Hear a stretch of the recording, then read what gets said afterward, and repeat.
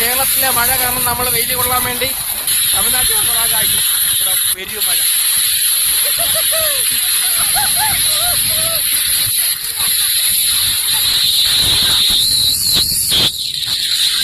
காற்றோடு பட்டம் போல இந்த வாழ்க்கைதான், அடையார் சொல்லக்கூடும் அது போகும் போக்கதான்.